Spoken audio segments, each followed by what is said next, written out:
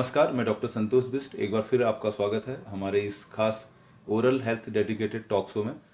अभी कुछ दिनों पहले हमने एक मिथ्स एंड फैक्ट्स में एक वीडियो शूट किया था जिसमें हमारे स्टूडेंटों के हमारे क्वेश्चंस आए कि और भी किसी डेंटल ट्रीटमेंट के रिगार्डिंग कुछ क्वेश्चन आए थे। हमारे साथी डॉक्टर आस्था आज हमारे साथ हैं, तो हमारे व्यूअर्स के क्वेश्चन हैं तो उनके क्वेश्चन हम एक एक करके लेते रहेंगे और कोशिश करेंगे उन सवालों का जवाब आपको मिल सके। सर, आज हम सबसे पहले शुरू करते हैं स्केलिंग के बारे में। सर, पेशेंट्स बहुत कॉमन एक ट्रीटमेंट है स्केलिंग, उसके बारे में जानना चाहते हैं। तो स्केलिंग होता क्या है सबसे पहले? स्केलिंग के बारे में लोगों ने सुना होगा कई बार और लोग देखते भी हैं। एक प्रोफेशनल डेंटल क्लिनिक को स्केलिंग बोलते हैं, जिसमें दांतों की सफाई अंदरी और बाहरी सतह से हम करते हैं, उसी को स्केलिंग कहते हैं। ठीक है सर। दूसरा क्वेश्चन, स्केलिंग कौन कौन करवा सकता है?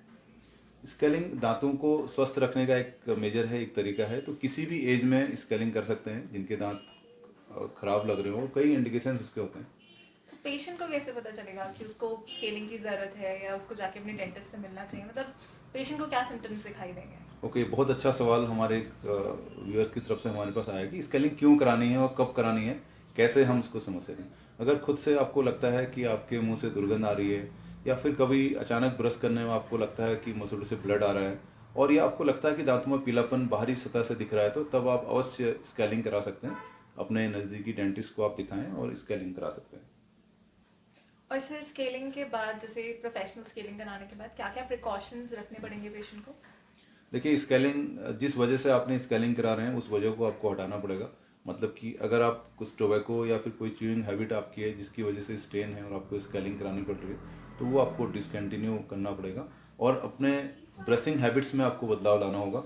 और हाँ, ये बहुत अच्छा सवाल आपका था। तो ब्रशिंग के बारे में थोड़ा संक्षेप में आप डॉक्टर साहब बता दीजिए कि ब्रशिंग कैसे करना चाहिए किसी भी एज में। ब्रशिंग टेक्निक्स के बारे में हमारे दर्शक को बताइए। सर, सबसे पहली चीज़ तो ब्रशिंग बहुत हल्के हाथों से करनी चाहिए, बहुत ज़्यादा प्रेशर लगा के ब्रशिंग नहीं करनी चाहिए। दूसरी चीज़, जो अमाउंट ऑफ टूथपेस्ट है वो बहुत कम लेना होता है आपको अपने ब्रश में, और वेट ब्रश करें पहले, मतलब ब्रश को गीला करें। उसके बाद उसमें बहुत थोड़ा सा अमाउंट, एक मटर के दाने जितना टूथपेस्ट उस पर लें, और फिर बहुत हल्के हाथों से राउंड राउंड घुमा घुमा के ब्रशिंग करनी चाहिए। अपनी कलाई का इस्तेमाल ज़्यादा करना चाहिए, प्रेशर नहीं लगाना चाहिए दांतों। और कई बार हमने देखा कि लोग कलाई का इस्तेमाल कम करते हैं और सर का इस्तेमाल ज़्यादा करते हैं। तो इस तरह से बचें।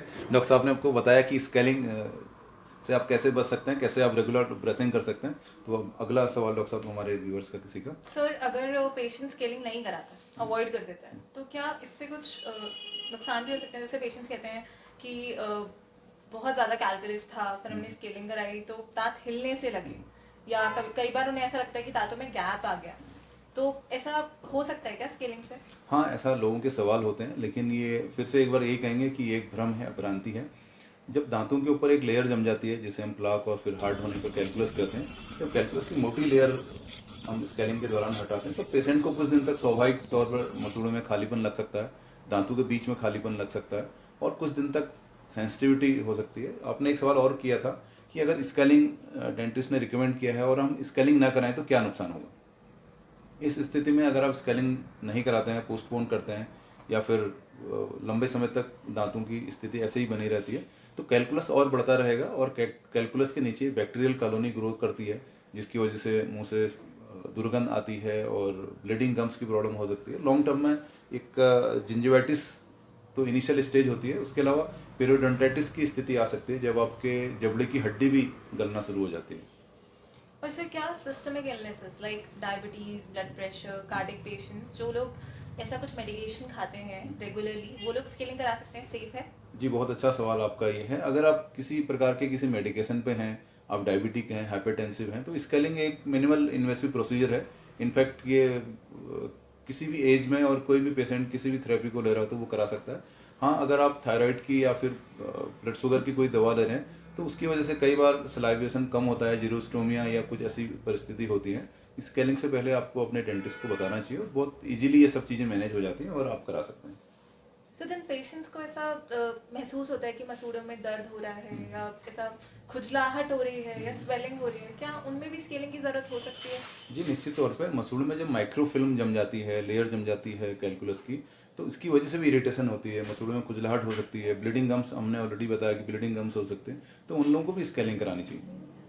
और सर, अगर पेशेंट मन बना चुका है कि उसको स्केलिंग करानी है और वो डेंटिस्ट के पास आ रहा है, तो आने से पहले और डेंटिस्ट के पास से जाने के बाद पेशेंट को क्या क्या प्रिकॉशंस लेने? स्केलिंग से पहले अगर आपको डेंटिस्ट के पास जा रहे हैं तो कोशिश करें कि स्केलिंग के तुरंत पहले आप आ रहे हैं तो कुछ खा के ना आएँ, और खाना खा के आ रहे हैं तुरंत तो ब्रश करके आएँ। और स्केलिंग के बाद आपको 1 घंटे तक कोई भी खाने की चीज़ नहीं खानी है, और कोशिश करना है कि स्टिकी फूड आप तुरंत न लें, और एकदम कोल्ड और हॉट बिवरेज न लें। इससे इमीडिएट लेने में आपको सेंसिटिविटी हो सकती है, और ऐसा कोई खास परहेज नहीं है।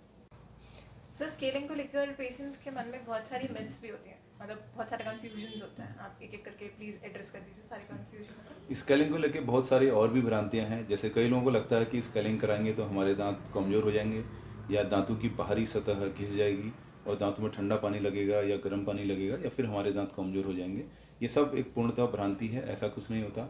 स्केलिंग हर प्रकार से आपके दांतों के लिए लाभकारी है, और इससे आपके मसूड़े और दांत दोनों मजबूत होते हैं, और आपके दांतों को एक नया जीवन प्रदान करती है स्केलिंग।